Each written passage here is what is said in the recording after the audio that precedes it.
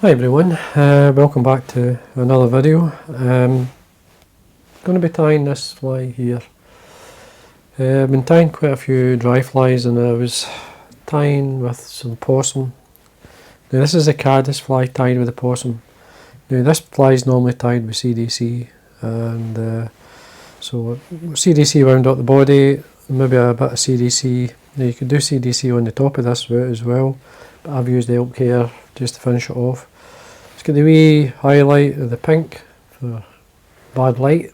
I've put horns on it, which again, it's up to yourself where you do this. Give me an idea. Here's a very basic one. It's just hair. This is just the possum. You don't necessarily even need to add anything else onto it. Even the horns, it will still work. So this is basically just the possum wound up the body. I've trimmed underneath just to help with the profile of the fly. Basically just a ball of fluff, but it gives a great impression of many flies, catches a lot of fish. But I'm going to be tying this version. It's quite simple. Now it's made two sizes. I tie it, you can tie it any size, size of caddis it especially comes off your water. I basically tie 16s, this is a 16, 14. So first thing I'm going to do is show you, basically this is possum. Now possum, obviously I made a mistake with the spelling, I made a note to this thing, it's a U I think, but this is a Tasmanian possum. Now you can see there's the fur, very crinkly like, I mean I was tying some dynamite Harries with it just the other day. So I'm tying, as I say, some caddis, but what you do is you remove that, just trim it away, then you just sit, you can put it into a small blender, which I normally do if I'm tying a lot, and then I would just sit and mix it, let the blender do it, or you can do it by hand, and it's quite simple. I just bring it through my fingers. This is the guard here and the underfur, everything's in there, so cut it close to the skin and you'll get the benefit of all the fibre. So there we are, just keep mixing it. Now the Australian possum is different from the American one. I don't have the American possum to show you the difference, but there is a difference. But anyway, we'll zoom in a wee bit closer so you can see what I'm doing. As I say, this is a size 16 hook. I mean I'm going to be tying it, believe it or not, on a curved hook as well. I like to have both. But anyway, the reason why sometimes I find the fish are a bit picky, they'll just kind of half go at the fly. Sometimes I find the wider gape helps, but on the standard it's fine. So we've got the F.Mill 50/50 as you call it. There's the code for it, the size 16. I'm using their thread as well. They started doing their own thread, so over the winter months, I'm going to be using their thread. Now it doesn't say it's waxed. Now, I haven't asked them if it is waxed, or pre-waxed anyway. It could be, I don't know. I wax it anyway, doesn't matter if it says waxed or not. Uni does say waxed, but I still wax it. Just when you need it. There's a certain points where you want to add the wax, especially the wings and tying hackles on. You need a wee bit more control. But anyway, this is a tan, as I say, it's a 70 Denier, sorry. It's the Pro Thread Twisted. They do flat version, they do different thicknesses, but this is probably equivalent to the 80 Uni, it's equivalent thickness. Now, when we start at the eye, come down maybe 3 or 4 mil, and we tie in some tail fibres now. Again, this is optional, you could use Antron even if you want it. Oops, I've caught it. This is the stuff I'm using.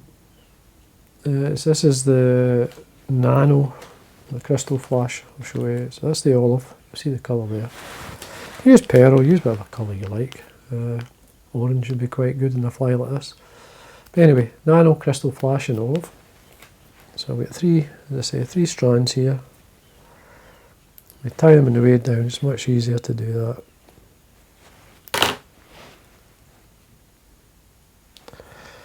Just work your way towards the back. Now I'm going to come round the bend slightly, just come off the shank, onto the bend, come underneath with a turn, pull towards the eye, nice straight turn or two, and just locks it in, you're looking for body length, around about the tail length. Move this. That's fine. See how it's sitting. You can move it around. It's just a wee bit of flash. Now, what I'm going to do here, I'm just going to take the thread up 2 or 3 turns. Then I'm going to spin it anti-clockwise, but I'm going to put my hook to my vise to the side slightly, so I don't catch the hook. Spin it. You'll see the thread slightly flattening out. You'll see it there. That's it. That's where you want it. Now in between that, I'm going to put the dubbing. Now before I do it, obviously I've got to split it. It's quite simple. Just an even split. I'm just going to make sure there's wax on it first, sorry. You can wax it before you do this, but you need the grip. Now I've got this ball of dubbing now.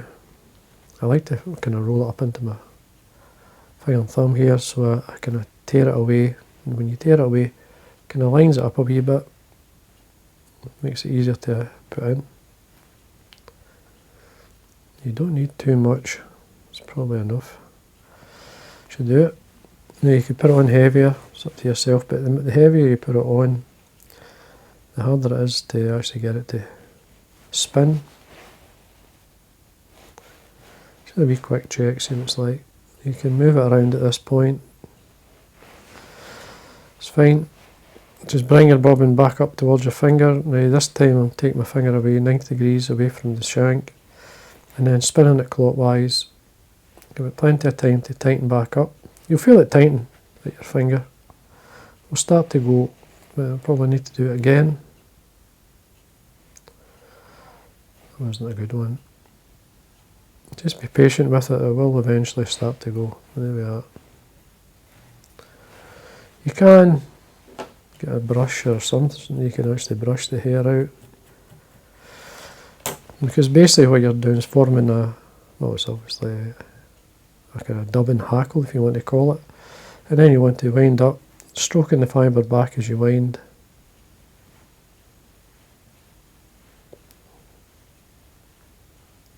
You've got a couple of mil or so at the head area, you want to leave that for tying in. Now what I like to do is basically make sure there's 3 or 4 turns or more, so that it keeps everything nice and tight. Take this long fibre out. Use my velcro here just to bring up the fibre. You can brush it up, just draw it towards the back. Now you can see the length of the fibre here, so I just bring it down and then pinch it towards the back. You can have it as long as short as you like. You could trim it, I mean it's up to yourself. I'll show you what it's like trimmed. I mean, you don't have to do this. You can trim underneath if you want, it's entirely up to yourself. So I'm just going to, very edge, not that, don't go too deep. Just take out these extra long fibres so you get a nice shape. So see, you could trim underneath. Well, I'll show you what I mean. Just a wee quick trim. Throw away these fibres. Helps you to get the shape that you're looking for. Still 1 or 2 long ones there. It's fine. Now the extras, these are added extras. You could get away with just, you could even put a wee hackle in front, you could put some dubbing in the front here, just whip finish, just to finish it off. That there will still catch fish, that ball of fluff. But I'm going to put horns on, so I'm going to get the Coq de Leon fibre. This is the white and Coq de Leon. Now I'm looking right at the bottom of this feather, it's a new feather. So I want to be able to see the fibre. I don't just put 2 on, I put, in this case there's about 4 or 5 there I think. Just going to tie this forward, not too long. And you want to be about head length away so you can see the distance. You want to be able to tie off there. Just take a thread up through. You could trim these the length of the wings here, just don't trim it away too short. Let that mix into, I'm going to put in some elk. This is some elk. Nice colour. And not many fibres. You count them if you wish. But again, just trim it away from the skin. There's under fur there. Remove that. Tips first into the stacker. Tips will line up.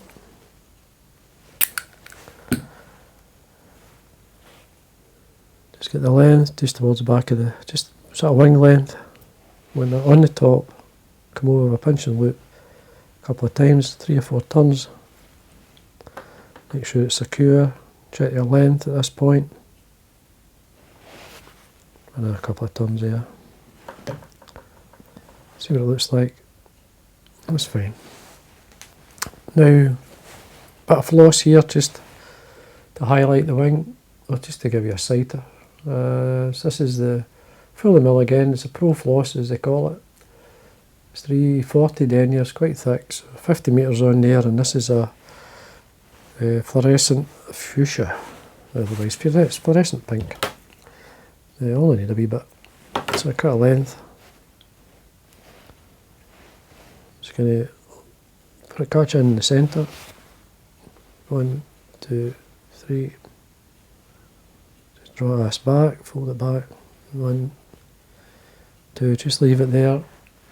Now you could just tie off, just come in front, tie off, just lift the horns out the way. You could put a wee bit of dubbing in there if you feel.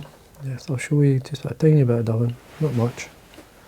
Basically tidies up where you are, tying in the materials. So you lift the horns back and the waist of the deer hair. Get your whip finishing tool. Get some varnish. I'll open my bottle up. Just run the varnish on the thread. Now, these are great flies. They're very good for dry dropper. Fly at size 16, they'll support a small nymph. Not too heavy, maybe a 1.5 mil, a push 2 mil tungsten, maybe even tungsten bead, well maybe not, 1.5 mil. Now I'm going to come in here, get an angle cut like much they would have. It was a small elk hair caddis. Now let me check it, check the side. Just going to bring my horns down. That's fine.